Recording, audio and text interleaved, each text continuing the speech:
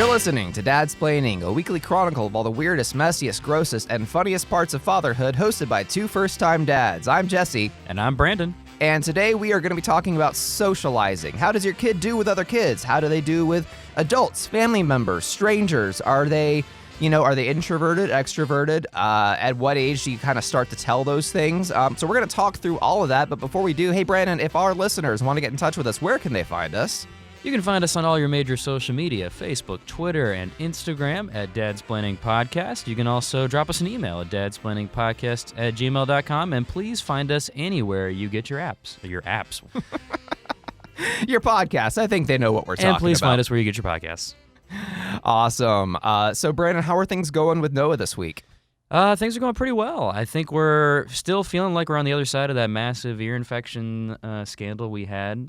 So things have been continuing to go well. Noah's been sleeping more, which is good. Wonderful. I think things are going pretty well there. We definitely crossed into that point where he's starting to get too big for the height position of the mattress on the crib, if you know what I'm talking about. Yes. So just the other day, I tried to put him down for a nap, and on the weekends, it's always a gamble on, like, does he really want to take a nap or not? And so I tried to put him down. He was pretty fussy, so I was just like, I'm going to throw him down in the crib, basically, and just see what happens. Not literally throwing him. Gently, lovingly placing him in the crib. And, within 2 seconds, he just, like, hops up, and he's rolling around, and he's kicking around, and he's flipping all over the place, doing barrel rolls and whatnot. And then, because he's getting so much better at crawling, and then he's getting better at, like, his confidence of his legs, and he's starting to kind of want to stand up and think about it, he, goes to his knees very regularly now and can kind of sit up on his knees. And so there's a great video I took of this, which is hilarious and cute, but also a little terrifying if you're a parent, where my son, like, 80% of his body is, like, hanging over the railing. Oh my God! Because the crib is up at its highest setting, because we've just had it there ever since we installed it. So we've reached the point where we've got to start lowering down that crib. Yeah, we actually just this past week lowered David's crib down to the lowest possible level. We've been kind of doing that.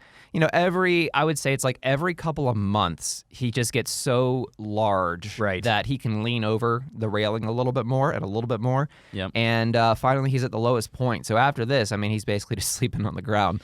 But yeah, it's a safety thing. It's something that, like, it's a drag to do it, and it's easy to forget to do it. And, like, getting to the lowest level, I'd been meaning to do it for several weeks. And then one day, I put him down for a nap, and I look up, an hour later, and he is leaning over the rail, reaching for the camera, which, of course, I've mentioned this on previous episodes, but I think David understands what that camera is, or at least he understands that there's something about it. It rotates back and forth because it's on a swivel. He knows that if he cries, and looks at it, somehow we will get in there. So he's mystified by it. He's drawn to it, so he's reaching for it. And I know that if I don't lower that crib, he's going to be able to reach it. So I had to get in there with the Allen wrench and lower it down. So I feel your pain. I'm just selfishly upset about the passage of time that's happened, because I know that when I lower that crib down, I'm going to have to bend over a lot more to put my son to sleep or a nap, and my back can't handle it, man. No, I'm not ready for that. I literally feel your pain. Yeah, I get the back issues. And what's been hitting me that really makes me feel like an old man is that sort of at the base of my spine, I've got this sort of stinging pain, and I figured out it's because of the way I carry David. I kind of carry him in my right arm, and sometimes it's him kind of leaning, with his arms on my shoulder. Sometimes it's him facing out. But either way, it's like my hips are not in alignment because I'm carrying him a certain way with just one arm. Interesting. And I'm so having to adjust that a little bit. I'm actually, my wife and I are going to get massages this weekend. Oh, excellent. And hopefully that'll kind of knock out some of that pain. Absolutely. So what's been going on with you guys and David? So a couple of cool things and then a couple of not so cool things. One awesome thing we noticed this week is that David's molars are coming in. Woo! which is really cool. Like if his mouth is open, you can look in there and you can kind of see it on the bottom row toward the back. He had been crying at dinner time the past few nights, and he was not touching his dinner, and we weren't really sure why. Yeah. And then one night we just look in there and go, and Ashley was the one who noticed it, my wife first. She goes, "Oh, those are his molars. His molars are coming in." And it was awesome because they were just starting, the white was just peeking above the pink.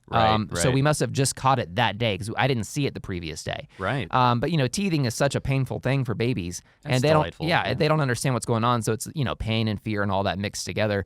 And finally, that comes to fruition. And now he's looking more and more like a kid. Well, I just want to congratulate you guys on your big molar stone. Hey, molar stone. I like that. There it is. Thank you. Oh, man, you better trademark that. I love that. And so he's done that. He's taking a lot more steps now. It's still, it's one or two, and then he'll fall down. Right. But, he's trying. Like, he's finally getting over the realization. It's like, oh, hey, I can do this. Right. So that's really cool. And then in less fun news, David has gotten a couple injuries over the past week. Oh. Monday night, he was in the bathtub. I was watching him, and David likes to be by the drain. Yeah, I don't know why. And sometimes I will let the water drain while he's still sitting in there because he likes to actually play with the drain. And he knows how to turn it. He knows how to stop the drain. I gotcha. So he'll turn it, and then he'll stop it, and the water will stay in, and then I'll move him and then turn it back, open it up again. And he was sitting by it while the water was draining, and the drain closed, and it actually closed on his private parts. And oh my goodness! Yeah. What? It was red. It didn't break the skin or anything like that. And boys at that age, the part I'm talking about, there's not really anything in there yet. So really, it was painful and it was scary for him. We put some Aquaphor on the area, and put him down for the night. And by morning, he was totally fine and the redness was gone. Oh so, my goodness. It wasn't a thing that would injure him, or cause any damage or anything like that. But, obviously it's a lot of worry and guilt on my part. Like the rest of the night, my wife was like, dude, cheer up, man. You're not a villain for this. Like, you're okay. Like, but as a man, you uniquely understand. Yes. But to be fair to you, I don't think anyone had on their list privates getting clamped down by a drain as like a potential risk. Like on the list of risks of what your privates could be injured by, that's pretty low. Yeah. Usually it's a swift kick to the nuts that's top on the list. And since you don't kick your child, I think you're probably in the clear. Yeah. Yeah. And then, to add injury to injury, a few nights later, he is playing in his playpen, and so now that he knows that the door to his playpen will open the gate, he likes to open. He can't open it up himself, but he likes for me to open it, and he will just stand there leaning against it and swing the door back and forth, and he enjoys that. So the door is open. I pick him up from daycare, take him home, and set him down in the living room, and he crawls over to his playpen to get inside and play with the gate. And he pulls himself up on the gate and starts closing it, but one of his fingers, I still don't know which one, is sort of in the tiny little gap between the gate and the post. So it pinches him, and it actually breaks the skin. He starts crying, and I look down at his hand, and there's blood on his hand. And that is the first time I've ever seen my son bleed like that. So that freaks me out. True, and I can't find, where did it come from? So I pick him up, I take him over to the sink and run some cold water over it and kind of sit with him for a minute. And then after a minute, he's fine. And I'm like, well, I should put a Band-Aid on wherever the cut is, and I look and I can't find it anywhere. It's not bleeding anymore. Whatever it is, I mean, maybe my son is Wolverine and he just heals really fast. I don't know what it is, but either way, I was pretty happy because that could have gone a lot worse. But Father of the Week award is not going to Jesse this week. We'll just put it that way. That's okay. Father of the Week doesn't just mean your son doesn't get injured. It means, hey, you took care of things, right? And if you really wanted to, you could have gotten away with not telling anyone about that story because there's no sign of it. So you didn't even have to tell Ashley. Hope you're still watching, Ashley. We definitely don't keep secrets. Yeah. Oh, boy. Well, best to David, hoping he's getting over it. But it sounds like baby brain is the best thing here because the kids will go through the pain, but then they'll forget about it almost immediately after. Yeah.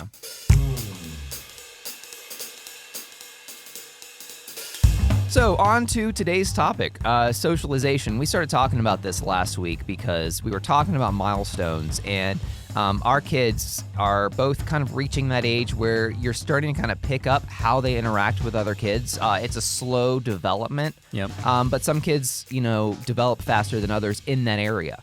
My son, David, is still a little shy, a little introverted, but being in daycare has definitely helped him. And Noah is he officially 10 months yet? Yes, he is. Yes, awesome. Just last week. Oh, well, happy late birth week then thank you. to Noah.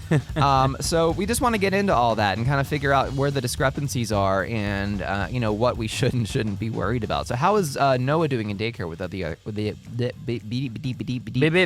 babies? How's he doing? Dadsplaining with Brandon and Porky Pig. That would be a great show. I would have so much fun. But the episodes would last double the time just because of the stutter. So Noah's doing great in daycare. I mean, we really love it. He really has a good time. I will say that I think my son, and, I don't want to brag too much here, but I think he's kind of the cool guy of the daycare.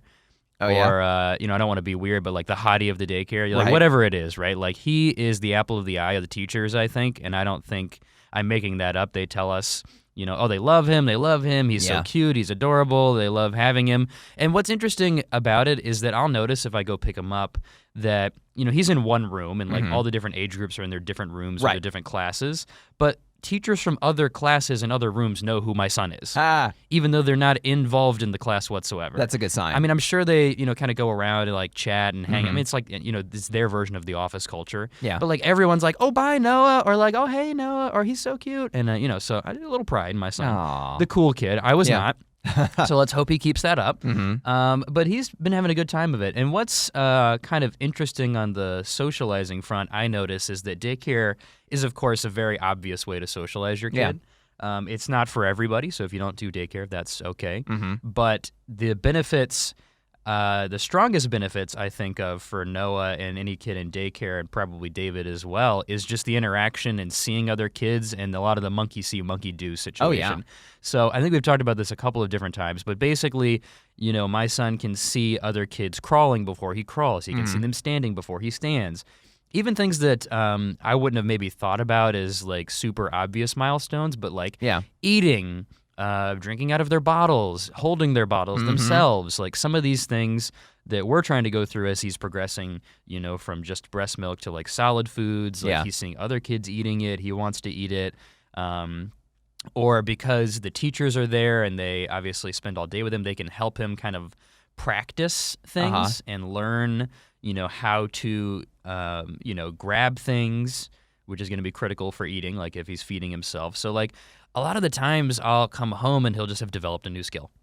And, to me it'll be brand new, but, in the back of my mind I'm like, oh, he's probably been like interested in doing this at daycare. He's learned it or seen it, if nothing else. So a huge value, I think, of socializing is just obviously being around other kids and picking things up. Daycare is a great vehicle for it.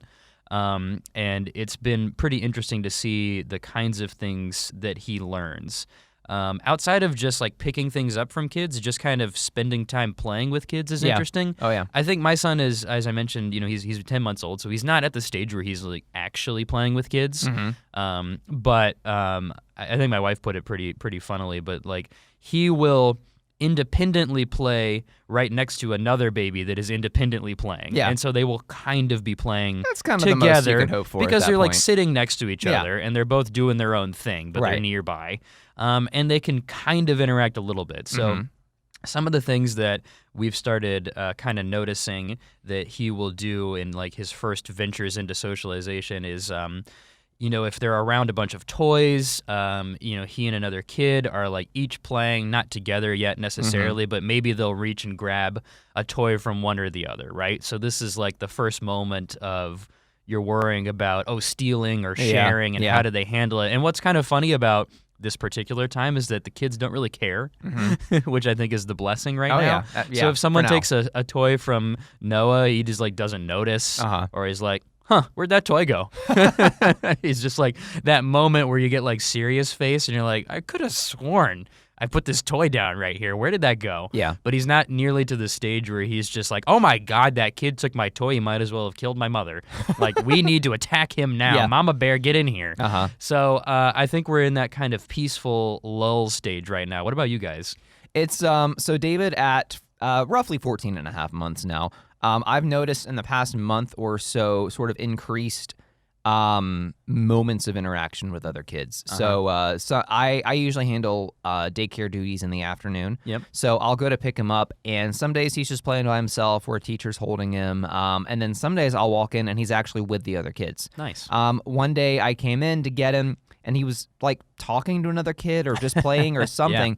And he starts crawling towards me, and then I stop, and something's off. And I notice the other kid has David's pacifier in his mouth. Oh, my goodness. And I'm like, well, David, thank you for sharing. That was very kind. But Very you, great, you can take that back because that's yours.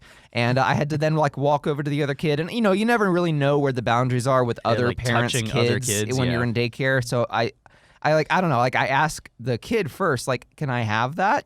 Yep. Which is, what is he going to say? He's a year old. And then I kind of look at the daycare instructor, and she just kind of takes it out of his mouth and hands it back to me, and I'll wipe it off. That's the safest bet. And give it to David. And, I've seen him sort of laughing with other kids a couple times, which is really cool. Mm-hmm. And then, I mentioned last week that he got in a fight with another kid. Right, yeah. They were going for the same toy, and that kid bit him, which is a fight, sure, but I'm going to count that as a socializing moment. Totally. Because, hey, at least he's interacting with the kid, and he's learning kind of, the good and the bad. That's how they say, and the ugly. Please be my friend. They don't have words, so they're just trying to interact. And on that same tangent, Noah the other day apparently licked another child. So licked another child? I mean, like I'm saying, this is how they're saying, hey, my son really loves to, put things in his mouth. What kid doesn't? And so for me, that's his greatest sign of affection. If he can put it in his mouth and have fun with it, that's what he's going to do. And so he saw a kid. I don't know if he liked that kid or what it was, but, I think that kid had a lot of hair, and so maybe he was interested in that. My son has almost no hair. So he's like, man, what is that? Is that food? Like, what's going on with this? I've never seen hair before, so he just went right in and licked it. Oh, my God. So that this is a little tangent, but that reminded me that something else David has been doing just in the past week is kissing. Oh. He started doing this with my wife first the other day. We give him lots of kisses on the cheek and on the forehead and stuff like that, and the nose and whatever. And he's got his pacifier in his mouth. She's getting him ready to take him to daycare. And I think she said, can I have a kiss or something like that? And he actually pulled the pacifier out of his mouth and looked at her and leaned in with his mouth open. So he, it's not like an actual mwah. Yeah, slobber kiss, but I mean, gosh, but it's, he leans in and he knows what and now he's doing it with me too. And it is the most adorable, affectionate thing that has happened in so long. And I think my heart just grew like one size just hearing about that. Oh, I'm so glad. That's so beautiful. Yeah. And on the socializing front, I mean, that kind of signs of affection and things like that, at least even with family members, is really cool because he's picking up social cues. Yeah. And I think that's actually really important, that he's kind of learning the different, you learn how to hug, you learn how to kiss, he knows how to high five. And those little things, you don't really think about it, like they're just things you do, but those are social things. Like eventually he'll learn to hug other kids and high five other kids. And when he's 25 years old, kiss other kids. Well, not kids at that point. Okay. Kissing kids at 25. Got it. Great. I'm going to cut that out.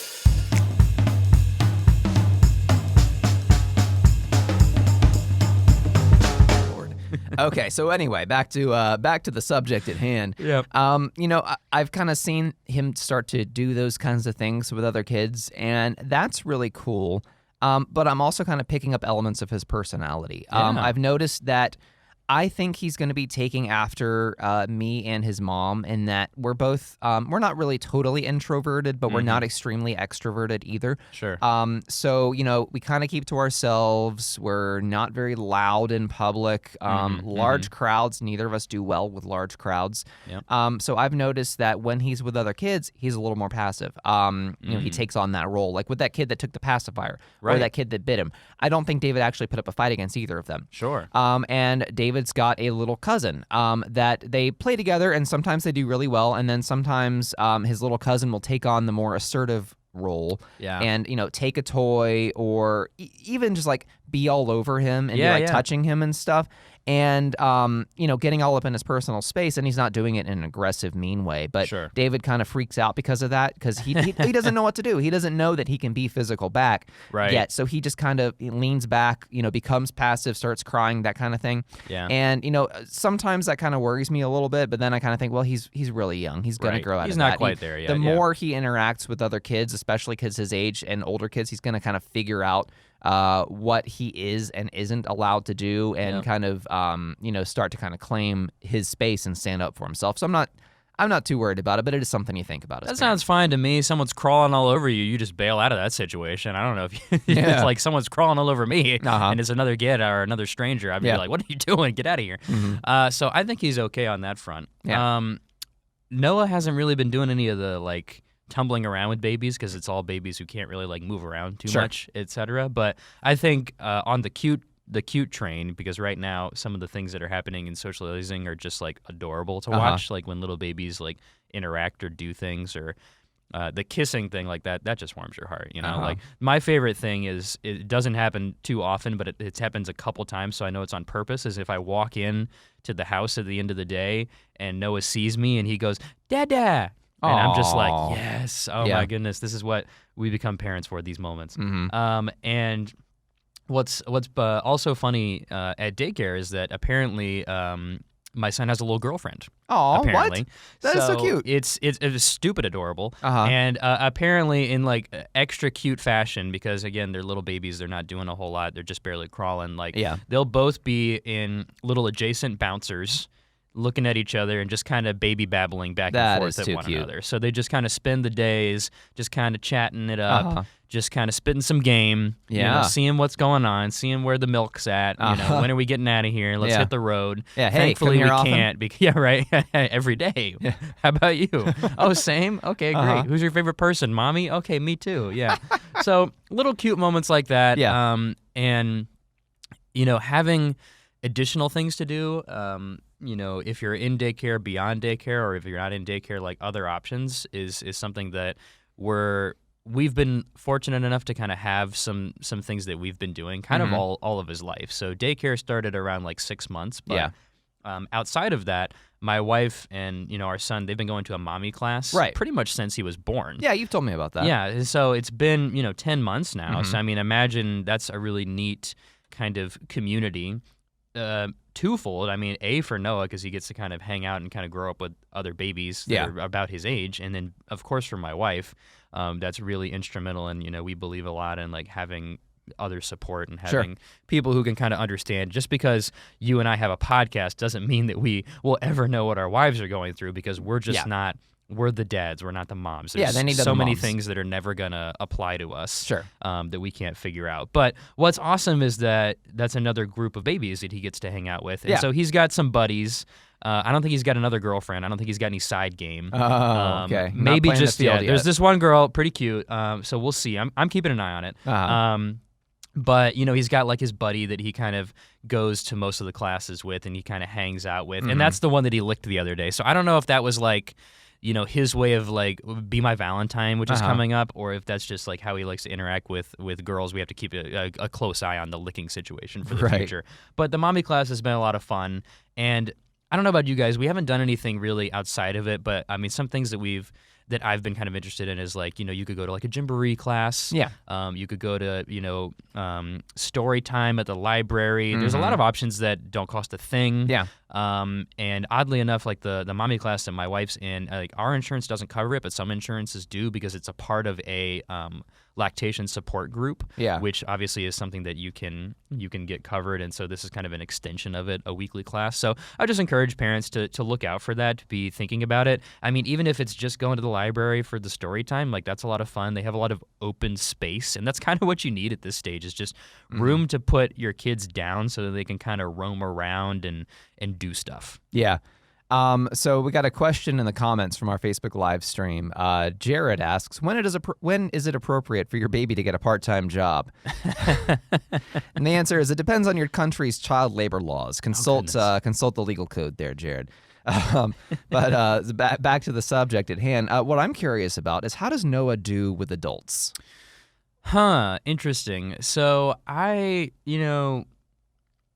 if it's someone that he's interacted with a good bit, he's usually pretty quick to pick it up. So if you're a parent, you'll understand this. If kids of this young age, like someone who's not mom or dad comes into the room, there's an immediate like, who is this? Like there's a moment or several moments, and the amount of time it takes for my son to kind of get on board with it is dependent on how well he knows them or how well he's interacted with them, right? So obviously, like, me and my wife, our immediate parents, like, he's pretty quick on the uptake, right? And even for our, his grandparents, like, it's not immediate. Like, if his grandmother or grandfather walks in the room, he doesn't just immediately go like, woo, like he would with myself or my wife, because we're there every single day. So he's quite used to us by now. But it just goes in levels and degrees based on how frequently he sees you.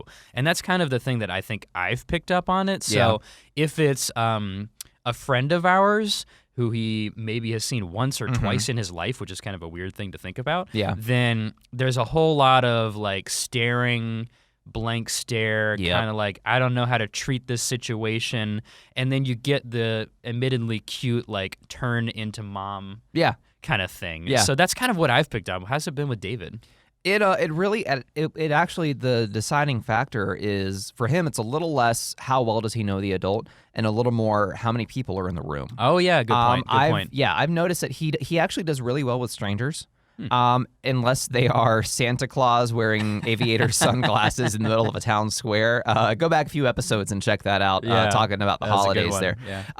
But usually, like, with new daycare teachers or with family members, maybe even ones that he's only met a couple times or he's meeting for the first time, he does really well.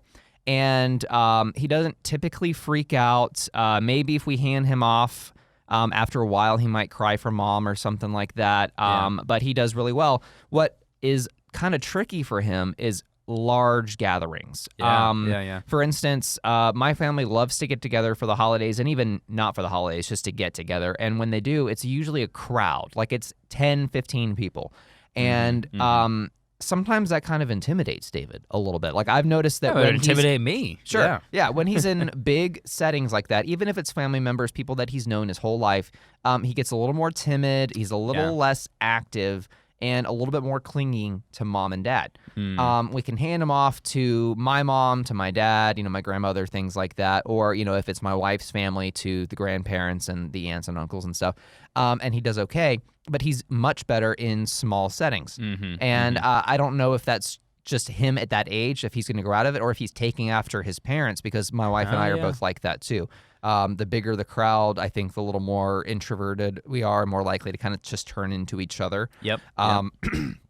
But that's something I've noticed, and I don't know if that's normal, but that's who he is right now. And I think we're just trying to kind of help him, what's the word, kind of get comfortable with small settings, and then get a little bit bigger and a little bit bigger.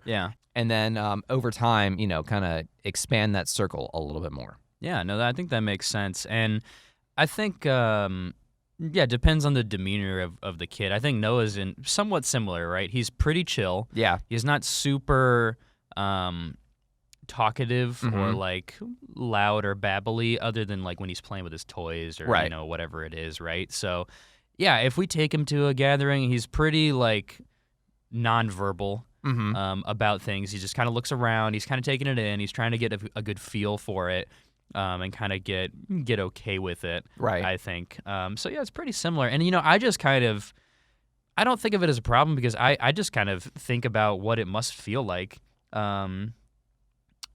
as anybody who, like, all of a sudden, if you can imagine, like, your family comes over, right? You go from having just the two of you in your house to, like, 10 people, right? Like, that's like equivalent to a stampede coming up on your kid. Like, it's got to be a little weird, and they need a minute to kind of adjust. So that's kind of what I think about. Is like, man, what must this be like from the kid perspective? It's got to be almost a little scary, maybe. Yeah. And so maybe that's what it is. But I think the fun thing about Noah is that while he's, like, totally, he kind of tends to that nonverbal, like, he doesn't really make sounds or, like, greet you exuberantly or anything like that. He's a big smiler. Yeah. So he's a bit of a flirt.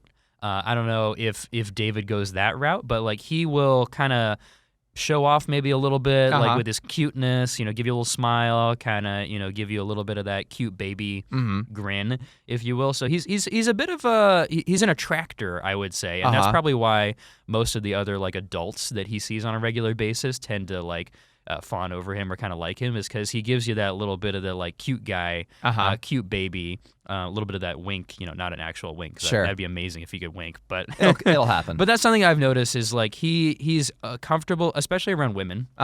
I think now that I'm thinking about it, that actually is what it is, because all the kind of teachers at daycare are women. Or I'll never forget, like, when we took him on his first flight and he was only like 6 months maybe at the time, like he made friends with all the stewardesses or whatever. He was just like giving him the goo eyes, and like, you know, they were melting into his hands. And so like everyone was super nice to us on the flight, presumably because, of course, you know, helps having a cute baby in general. Any baby is cute. I'm not saying my kid's the only cute baby, but just like having a baby and people being like, "Oh, how cute is that?" But then him just like giving you that smile when you flash by, and you just go like, "Oh my God, I love him." Yeah, and David is, I think he tends to be more toward the physical. Like, he may not grin as much with adults and stuff, but people that are holding him, he's very cuddly. Yeah. He loves to get up in your lap and kind of lean up against you, and he'll do that with his daycare teachers. And that's something that they've told me, is that, you know, that he's just very sweet and very affectionate, and he's a cuddler, and I think that's pretty awesome. So that actually reminds me of something. So something I've noticed Noah start doing, if I'm playing with him on the floor, I'm sitting there, he's playing, even if we're not directly playing with each other. At some point lately, what he's been doing is like he will use my lap as like a homing beacon, apparently. And he will just crawl, he'll just stop what he's doing, turn toward me, and just crawl right up in my lap and go like face first. And I'm like, "What are you doing, man?" Like, and he just starts like, there's nothing more he wants to do than like crawl all up on me. Have you guys been like, what's up with that? So what is up with that? I think it's just being close to his dad and maybe the warmth of the lap. Now here's the thing: have you turned him upside down yet in the air? Not like dangling by the feet, but like we'll do the thing where like you hold him and then you kind of like tilt him down and like back up again. Yeah. So David is finally at that age where his neck strength is strong enough and all that stuff, where I'm comfortable I'll pick him up, grab him by his waist, and then I'll rotate him 180 degrees. And I'll hold him there for maybe a second or two, and then I'll flip him back, and he loves that. Nice. And a lot of times he'll crawl into my lap head first to make it easier for me to do that to him. Okay. So that was the thing I was thinking, is like, well, maybe he's learned to do that and he wants to be turned upside down, but it doesn't sound like he's quite there yet. It's just so weird, because it's like I want it to be the cute thing where he's like, oh, he's trying to climb up on me and kind of hang out with me, but he'll just literally like face plant into my lap. It's and awkward. then kind of get stuck there. And he doesn't know what he's doing. And then he's like drooling on my pants, and I'm just like, well, that's not a fun look. No. And it's not just me. Like, he does it with mom as well. And it's just like, what are you doing? And it's just funny because he goes at it like it's a magnet for his face or something. And I just don't understand what he's trying to accomplish. I know. Does he play with your belt at all? David does that. He'll like to, if I'm like sitting in the playpen with David. If you're wearing it? Yeah, if I'm wearing a belt, he'll start playing with the loose flappy part at the end. Oh, okay. I don't think he's noticed when I'm wearing the belt, but he loves any kind of strap or anything that's on like some kind of a string or a rope or whatever it is, like anything strap related. So if I take my belt off, he loves playing with that. It's just one giant strap. What's also funny is like the breast pump has the tubes that kind of connect it to the machine, which is then connected to the nozzle. Like, he loves playing with the tubing. Oh my God! And it's like a really tough, rubbery kind of tubing, and so he can bite the heck out of that stuff. Sure. Like, he just loves chomping on that, and so anything strap related. Interesting. Yeah.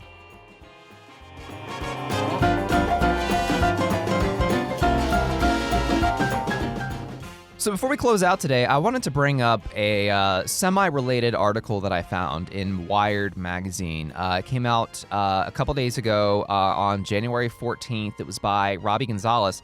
And I like the title because we talked last week about how important physical play is, roughhousing, especially in an age where kids are often given a screen and they'll focus on that screen to the detriment of physical play.